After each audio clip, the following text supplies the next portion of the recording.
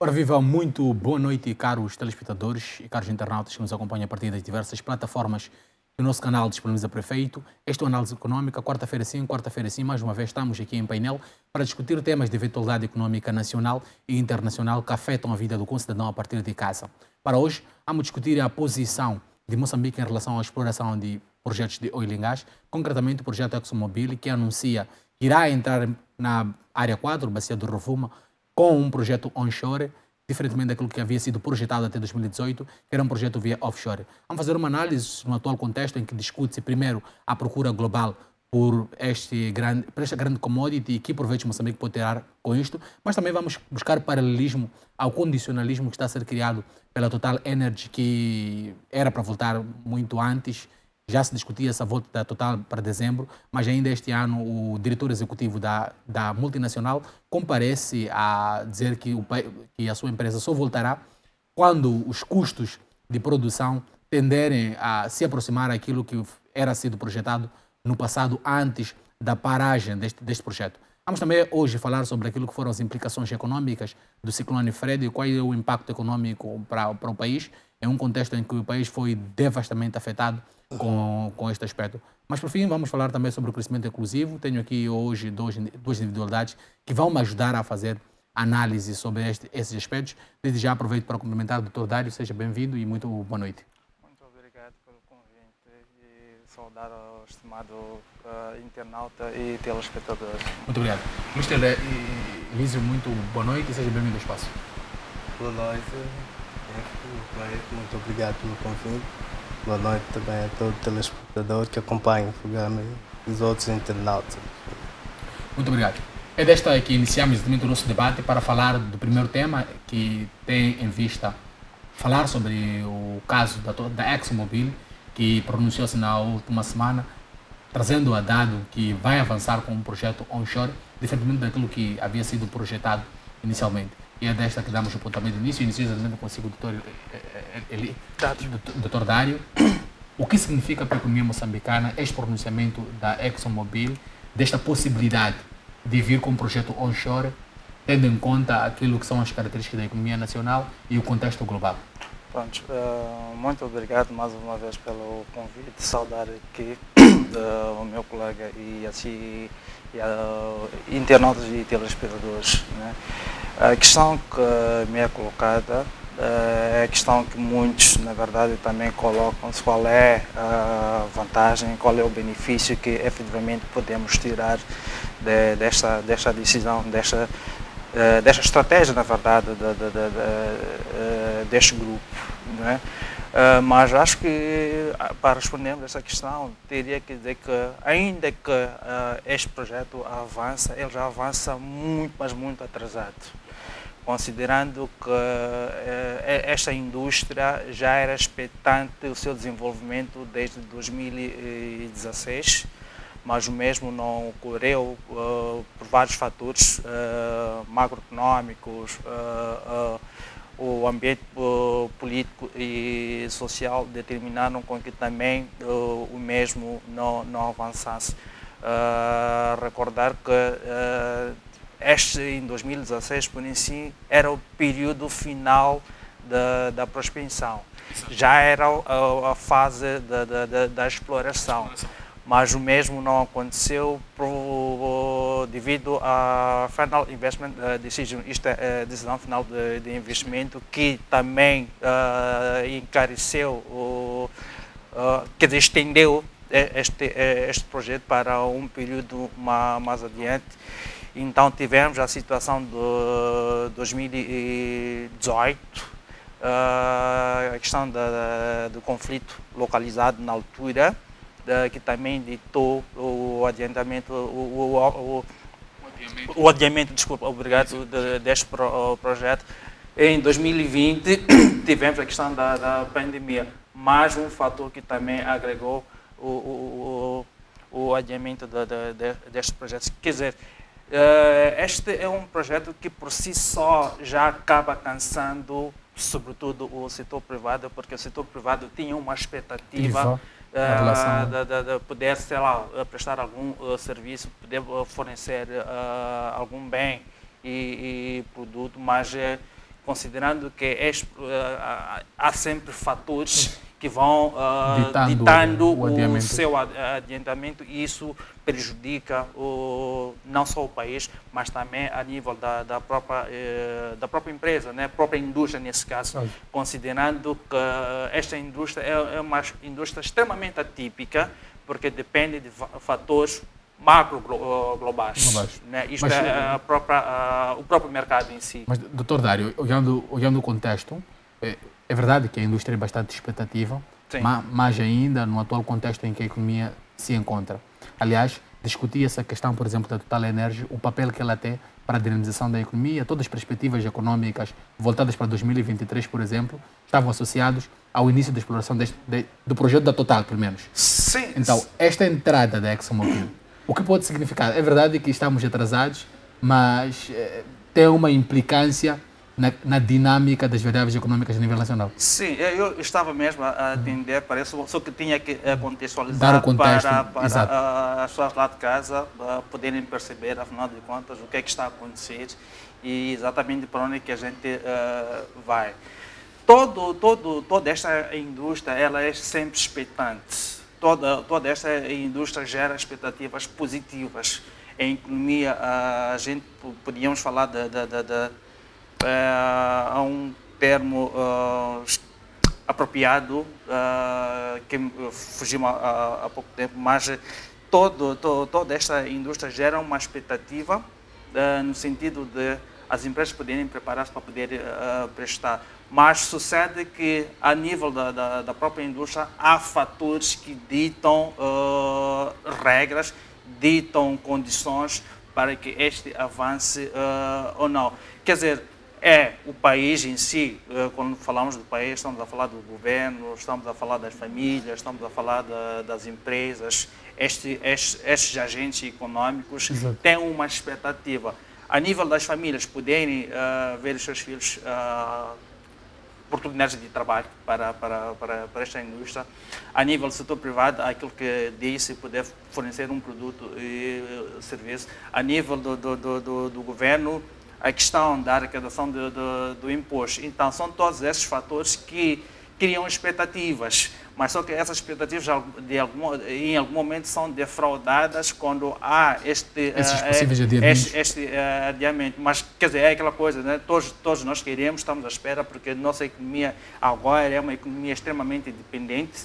Então, quando há algum fator que pode desencadear uma sucessão de alternativas ou pode criar uma situação de alternativas de sustentabilidade do próprio país, é sempre bom para o país, é sempre uma alternativa favorável. Então, para dizer que todos nós queremos que este projeto arranque, todos nós estamos à espera, porque temos expectativas, queremos escolher alguma coisa deste projeto. Ministro Elísio, vou-lhe colocar exatamente a mesma questão, mas num outro diagrama. Temos a Total, que era expectante entrar a operar e tinham as projeções de crescimento econômico e outras variáveis estavam diretamente relacionadas a este fator. O anúncio agora da ExxonMobil tira o projeto do offshore, entra em onshore, isso tem uma nova dinâmica em termos da cadeia de valor, em termos do conteúdo local. Os projetos têm mais dinâmica quando são em onshore do que em offshore. O que isso pode significar para a nossa economia? Bom, mais uma vez. Bom, o anúncio da retoma dos projetos de petróleo e gás de exploração feito pela Exxon, não é? De fato, certamente é de capital importância, vai agregar valor à nossa economia, independentemente do local onde vão operar, é onshore ou offshore, vai sempre ser explorado o gás e vai ter que agregar valor à nossa economia. Ora, para que é oportuno a retoma desses projetos, dado aquilo que a demanda de gás natural a nível mundial aumentou, dado aquilo que são as limitações que temos estando a vir aqui, do conflito Rússia-Ucrânia, teria influenciado aqui a Rússia, a limitação do fornecimento de gás natural à Europa, a título de exemplo, fez com que aqui o nosso gás ganhasse mais mercado europeu. Exato. E é oportuno agora a retoma de projetos de gás por parte da ExxonMobil, assim como a Total tem vindo a explorar. Embora a sua retoma de projetos condicionado, é oportuno também, vai certamente agregar valor à nossa economia. Isso tudo porque os negócios de petróleo e gás são, sem dúvida, os negócios mais lucrativos do mundo. Exato. Mas no atual contexto em que temos, por exemplo, a Total a dar um passo para trás, temos a ExxonMobil a dar 2 passos para frente. Isso pode influenciar, a decisão da ExxonMobil pode influenciar a decisão da Total nesse momento de retomar com tanto vapor e força pela dependência do país. Nós olhamos que a Total, o país estava dependente, de certo modo, pelo projeto da Total. Agora, como havia uma alternativa, o projeto da ExxonMobil se entra em operação, a Total pode não ser tão preponderante, é relevante, mas não preponderante para o atual contexto. Isso pode forçar a vinda da Total? Bom, como disse, os negócios de petróleo e gás envolvem investimentos muito mais voltados são bilhões e bilhões de dólares. De fato, a decisão sobre investimento não é uma decisão assim de forma supérflua, é muito, mas muito profundamente analisada. E certamente que o facto de a Total estar a explorar, assim como a Exxon estar a explorar o mercado, não coloca em causa nem os interesses da Total, muito menos da Exxon, porque os dois vão explorar, apesar de estarem a explorar o mesmo produto, mas para o mercado, como havia dito anteriormente, que a demanda pelo gás natural aumentou significativamente. Quer dizer que os dois vão explorar para o mercado, já existe um mercado algo. Não é para explorar e armazenar, não condiciona e nem vai, de certa forma, retrair o investimento de um e do outro. Doutor Dário, a mesma questão, a geopolítica ou a geoestratégica, o negócio do gás está muito relacionado com a geoestratégia global, a questão dos mercados internacionais e a questão também de pressão política. É um aspecto que levanta-se nesse momento. A Total, primeiro, tinha apontado a questão de segurança. O governo evidenciou esforços e, aliás, já ressente-se uma pequena segurança na região de Afungi relativamente ao que aconteceu há 2 anos atrás, que ditou a paralisação do projeto. Mas agora é levantada uma outra variável, a questão dos custos. Sim. É um contexto em que a Total levanta a questão dos custos como uma condicionante para a não retoma atual dos projetos. Temos a ExxonMobil a dar um passo para frente.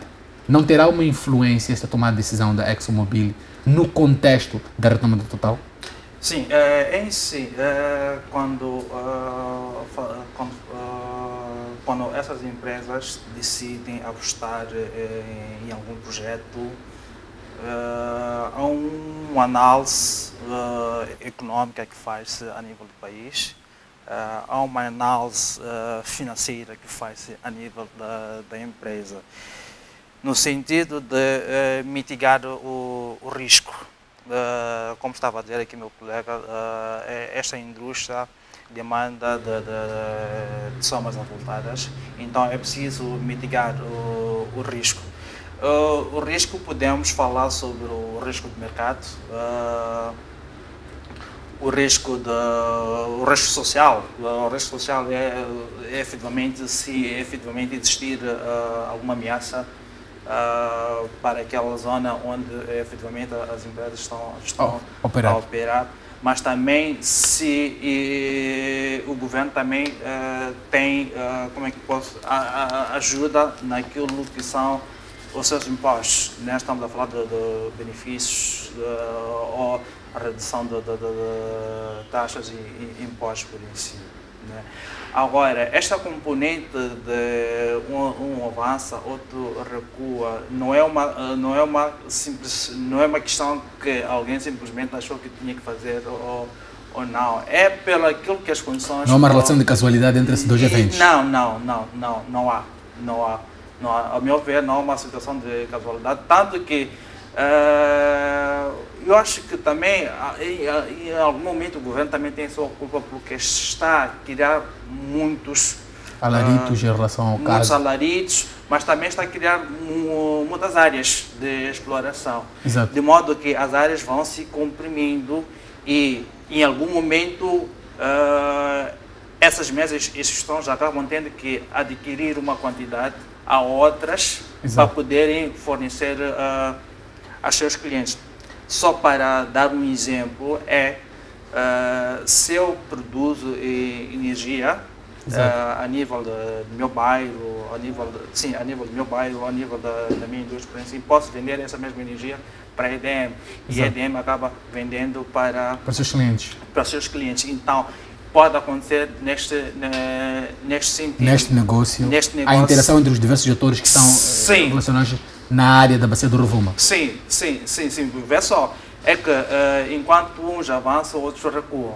Então, para dizer que pode haver esta combinação, ok, o déficit que eu tenho, posso adquirir do outro lado.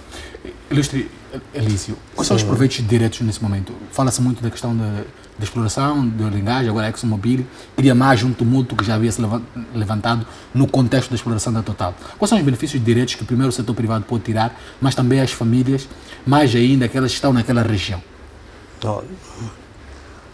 Bom, sem dúvida, estes projetos, né, como havia dito, não só agrega valor à nossa economia no seu todo, né? Do ponto de vista empresarial, né, de falar de empresariado local, abre aqui espaço aqui para oportunidades, né, de prestação de serviços. Não obstante isso, né, para a comunidade, nós temos aqui desde a própria comunidade local, que já é mesmo salvaguardado para a própria lei de conteúdo local, que está em processo de finalização. A comunidade local vai certamente beneficiar não só pela empregabilidade, né, e pelo empregabilidade, olhamos, Dr. Elísio, desculpa de cortar, sim. Temos uma indústria bastante exigente. Exatamente. Uma indústria internacional com a necessidade de um capital humano bastante especializado. Exatamente. Temos um contexto de um país em que, passo termo, apresenta um déficit em termos de formação de capital humano. Mais ainda, num contexto local, na província de Cabo Delgado, no distrito de Mocima da Praia, é uma localidade de Afungi, em que a precariedade da formação é predominante, a pobreza também é predominante, uma província que foi afetada pela questão do terrorismo nos últimos 5 anos, deteriorando cada vez mais a qualidade da educação, escolas fecharam, os miúdos, muita gente parou de estudar. Qual é o proveito que podem tirar de forma direta, em termos de capital, participação na formação da massa laboral desses projetos? De fato. Deixa-me só realçar aqui um aspecto muito importante que geralmente não tem-se dito, né? A mera abundância de recursos naturais não é por si só sinônimo de riqueza. Exato. Isso é um aspecto muito importante, deve-se ter em causa, deve-se realçar esse aspecto. A mera abundância de recursos naturais não é por si só sinônimo de riqueza. Isso. Porque é preciso saber como explorar e produzir. E para tal é preciso o capital financeiro. Exato. Este investimento que vem dos grandes players do mercado, o IOC e International Oil Company. Então, tu temos esse, e não só, assim como precisamos de capital técnico, de expertise, precisamos de capital técnico. É esse que, de fato, se olharmos para aquilo que é a realidade do país, de fato, temos aqui uma pequena limitação em termos de capital técnico, mas não quer necessariamente dizer que não existem, existem técnicos que são uma questão... De forma resumida, na dimensão do projeto, sim. Pode existir, é verdade, nós podemos agora unirmos-nos, fazer uma conferência, juntarmos 3 ou 4 engenheiros formados na área de petróleo e gás. Podemos ter 7, 8 técnicos formados na área de petróleo e gás, podemos ter homens da logística, mas será que a dimensão do capital humano está em paridade com a dimensão do projeto? Bom, de certa forma, né, não estaria mesmo até estes níveis por uma questão muito simples, né? Então, o que é que tem feito muitas das vezes essas chamamos de IOC, International Oil Company, eles fazem um recrutamento e submetem esse pessoal a uma formação técnica especializada. Exato. Se for a reparar para os grandes projetos, a própria Total fez um recrutamento a nível local, em Cabo Delgado, alguns jovens que foram submetidos, e não só, e temos também aqui a Faculdade de Engenharia, foram recrutados alguns jovens, que mesmo depois do curso que fizeram de Engenharia, são submetidos a uma formação técnica e um estágio muito mais especializado. O mesmo projeto tem sido levado em cabo pela Sazol, em Nhambane, um projeto pan-temário.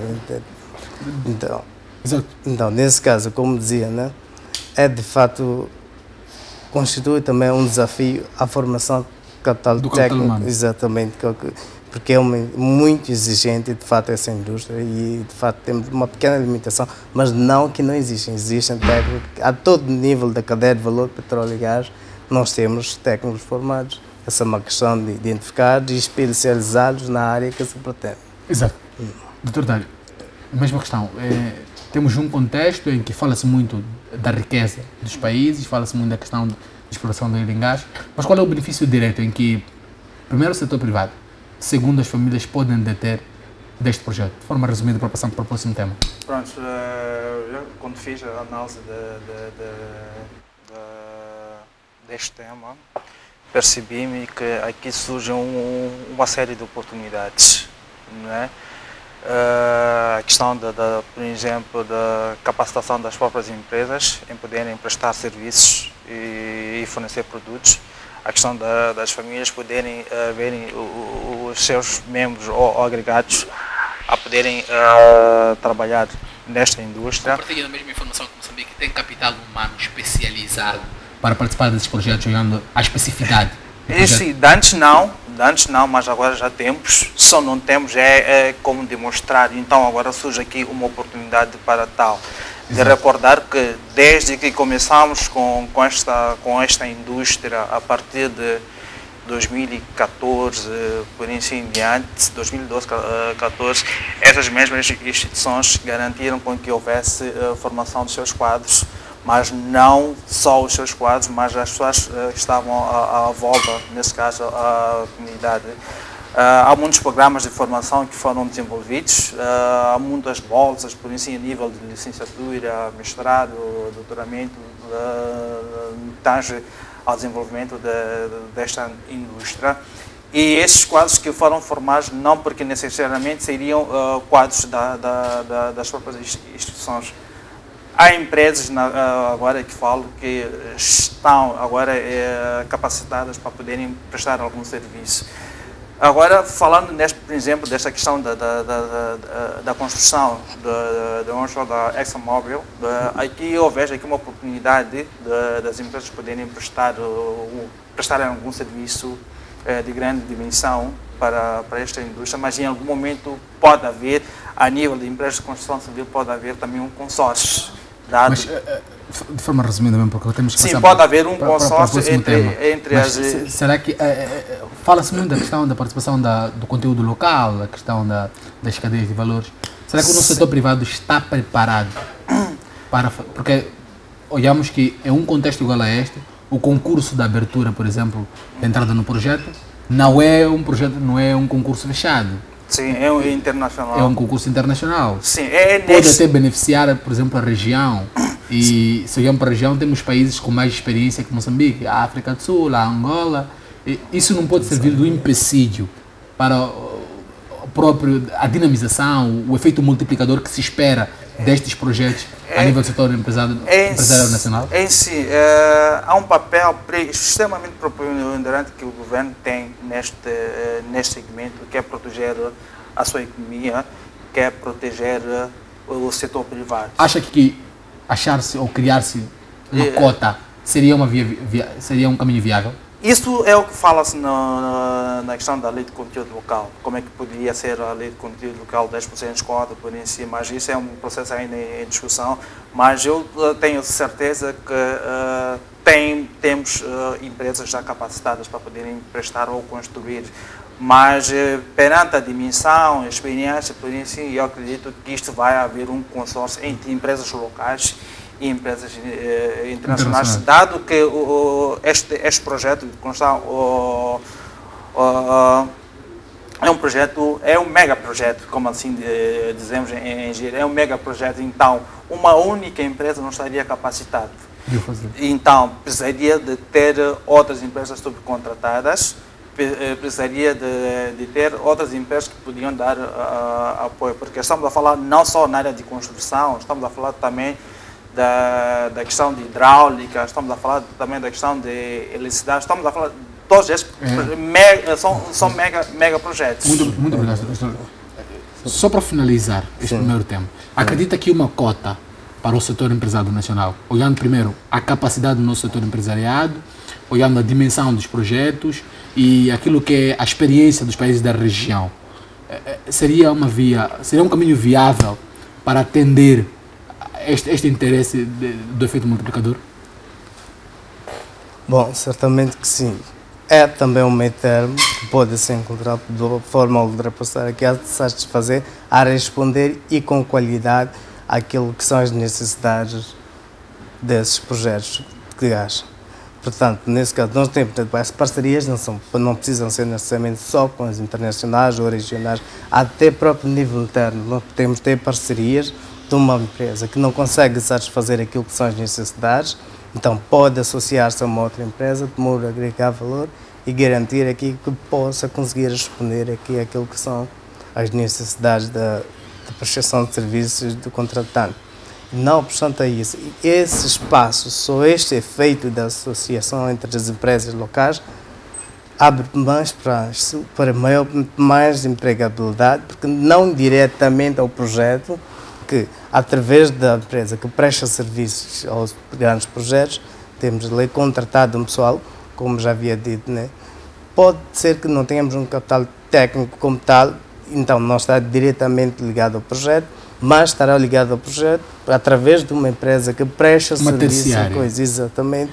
Temos aqui um outsourcing, porque isso, de certa forma, reduz aqui um dos riscos dos projetos de petróleo e gás, que aqui chamamos de desenvolvimento de conteúdo local. Nós chamamos tecnicamente de Local Development Content. É importante a observação desse aspecto, porque, de certa forma, reduz aqui o risco de eventuais insurgências, da ocorrência de um dos riscos de petróleo e gás, como disse, nesses projetos tem vários riscos associados a este tipo de projetos, petróleo e gás, que podem ser vistos sob duas vertentes, o risco interno assim como externo. Isso. Internamente estamos a falar de risco político-militar, que temos estado a assistir, instabilidade político-militar. Então, vamos dizer o quê? Na maior parte dos casos, se formos a reparar, as pessoas que estão envolvidas nesses insurgentes são jovens, de fato, com pouca formação, como havia dito anteriormente, que, por não ter aquelas qualificações técnicas que exigem no projeto, podem, sob forma de uma outra prestação de serviços, estarem lá empregados naquela prestador de serviços e que não haverá espaço. Poderá reduzir aquilo que são as convulsões sociais que o país assiste. Exatamente. Então, desta forma, aqui reduz, de fato, aqui o risco, pelo menos ao nível interno, relativamente a esse risco político-militar, teremos aqui um mínimo risco. Temos outros riscos associados, estamos a falar, do ponto de vista externo, estamos a falar do próprio risco da volatilidade dos preços. Se reparar, a demanda de gás aumentou significativamente. Isso porquê? Porque a Europa está em crise, não tem gás. Então, o que é que acontece? E se, na eventualidade do conflito russo-ucraniano estancar-se, então, ultrapassamos a Rússia continuar a ser um ator. A Rússia retomar o fornecimento de gás a nível mundial. Será que a demanda de gás nacional seria o mesmo? É uma questão muito importante que tem que se fazer refletir, porque é mais ou menos em torno disso, esse um outro risco externo que não temos controle de. Não obstante a isso, temos um outro risco muito mais grave ainda. Estamos a falar do risco ambiental. Os projetos de petróleo e gás geram risco de danos irreparáveis ao meio ambiente. E como consequência disso é o que temos estado a assistir atualmente, estamos a falar de ciclones no nosso país. Que agora é o próximo tema. Então, é também parte, consequência, em parte, dentro daquilo que é a danificação do meio ambiente. surge de fato com esta questão, que a inobservância desses todos os riscos podem colocar em causa aqui o sucesso desses projetos. Muito obrigado, doutora Elisa. Vamos passar agora para o nosso segundo tema. Vamos falar sobre as implicações econômicas do ciclone Fred, que registrou o país nas últimas 3 semanas, em que tivemos vítimas humanas, mas também tivemos a perca de estradas, pontes e a destruição de infraestruturas de atividade econômica que, de certo modo, poderão ser jus a possíveis efeitos econômicos que o nosso país possa registrar nos próximos tempos. Precisamente contigo, doutor Dário, ciclone Fred, pese embora seja frequente para Moçambique ter situações iguais a estas, mas que implicações econômicas isso pode gerar para o funcionamento do nosso país? Pronto, antes de mais, endereçar mesmo através desse canal o meu mais sentido de pésame para as famílias que encontram-se nesse momento a passar alguma situação de flagelo por causa deste e de outros fatores, né? Mais especificamente o ciclone Fred, sabemos nós que criou uma situação de desastres econômicos, patrimoniais e sociais, de modo que isto pode vir a retrair de alguma forma a economia, considerando que a zona centro e norte é um grande mercado, dado que é onde concentram-se a maior parte da população. E considerando também que a zona centro é onde temos o maior negócio de logística. Então, isto afeta diretamente esta indústria. Afetando esta indústria, afeta todo o país que depende desta indústria por causa do Interland. O Porto de Beira também é bastante relevante. Da Beira, sim, já ia mencionar essa componente, mas também temos mais em cima a questão o corredor de Nacala também foi fustigado. Então, isto afeta de grande modo a economia. Agora nós ainda não estamos a sentir diretamente, porque existem outros fatores, a questão da inflação, o aumento da taxa de juros, por isso também condicionam, mas este impacto ainda vamos sentir ao longo do ano. Exato. Não é? No mesmo contexto, vou lhe pedir para fazer a gestão melhor do tempo. Temos essas implicações, é verdade, o ciclone Fred veio, destruiu infraestruturas, mas ainda no contexto logístico, como fazer referência, e Moçambique é um grande ator mesmo na região, sim, para dar face aos países de Interlândia, a questão do nosso porto. Quais são as medidas que o governo pode tomar neste contexto? Aliás, a questão dos ciclones já é uma realidade nossa. O que nós podemos nos precaver para tentar resolver problemas iguais a estes?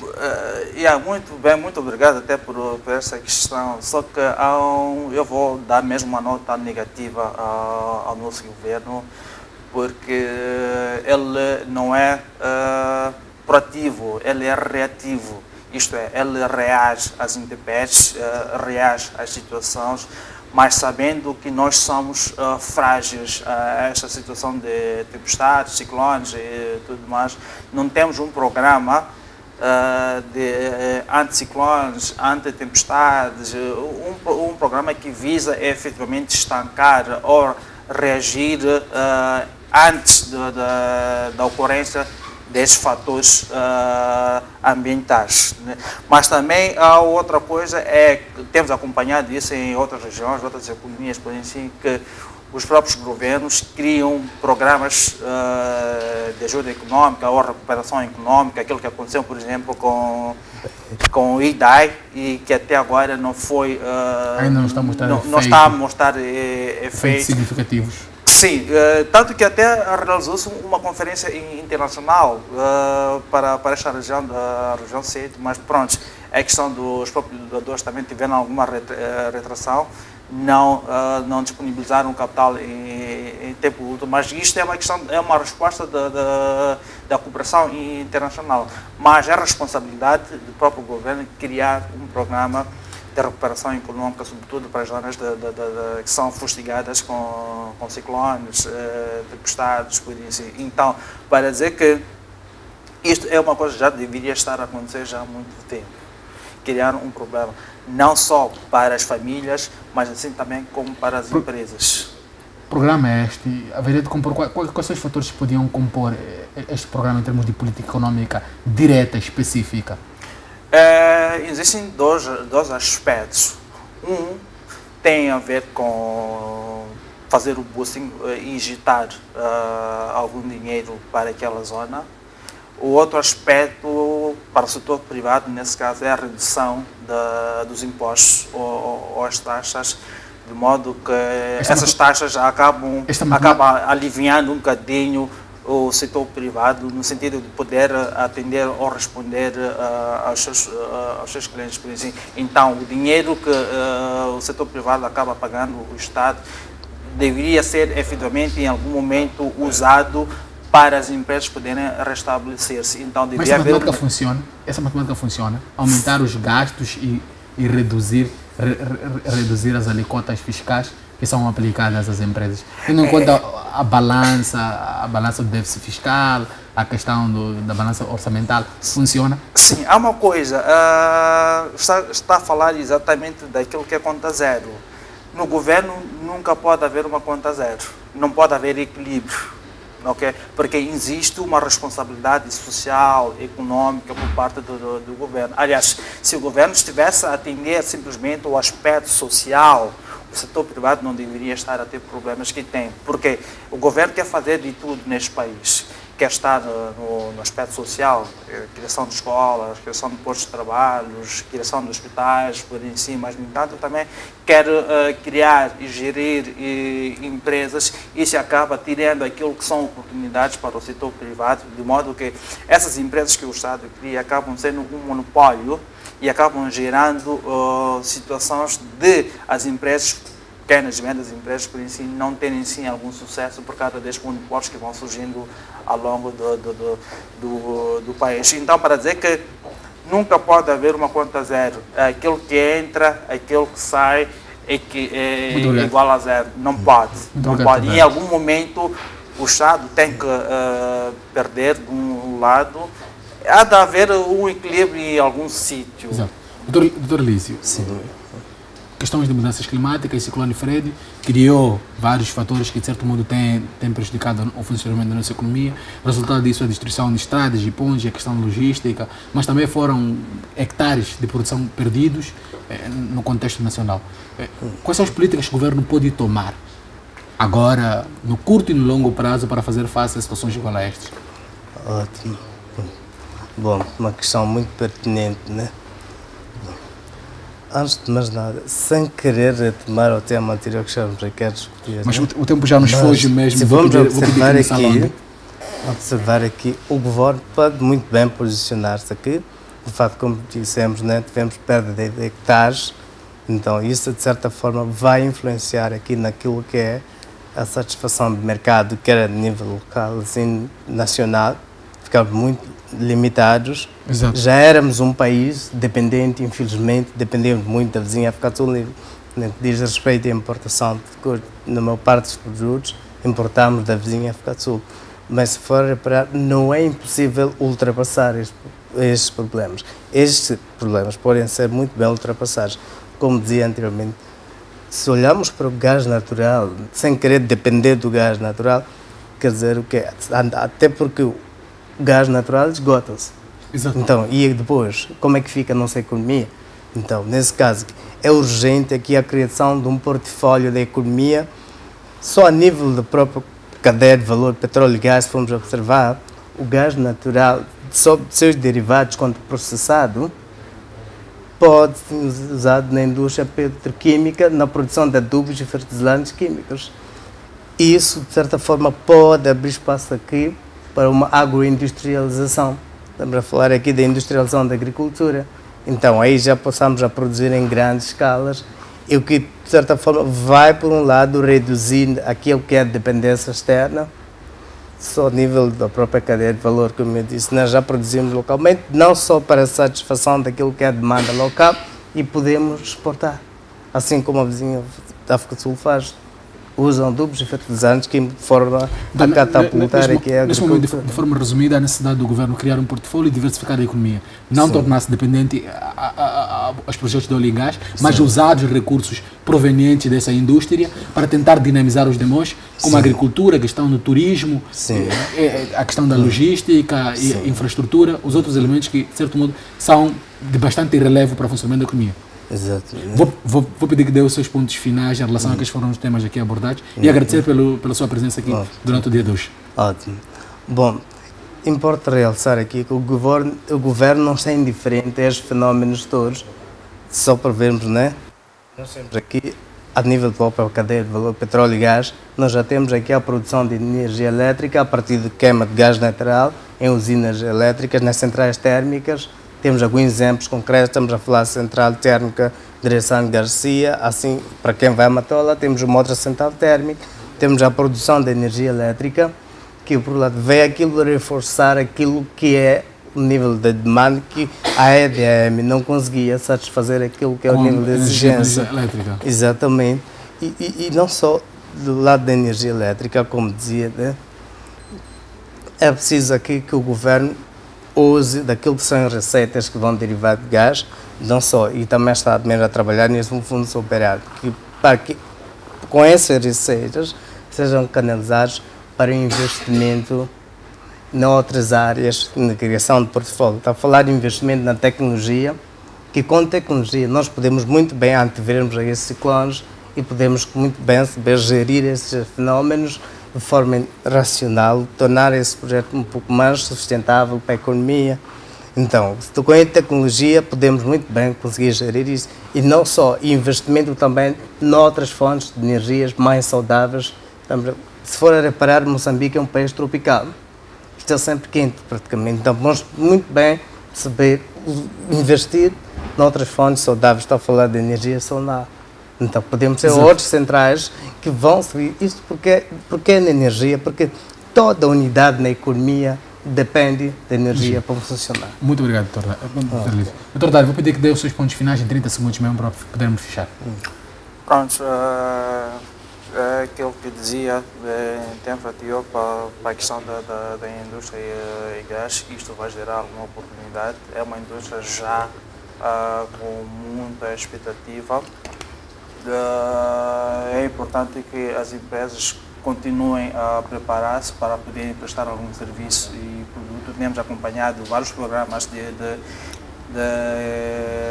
certificação de empresas para poderem prestar algum serviço. Isto é certificações de gestão de qualidade, ambiente e segurança no trabalho, entre certificações locais, algumas licenças também específicas para esta indústria, e a ver, vamos, o que é que isto vai dar. Espero que esta não seja também, não venha a acontecer uma situação que impede ou que intere esta iniciativa, de modo que este seja regado ou postergado, nesse caso, para um outro momento.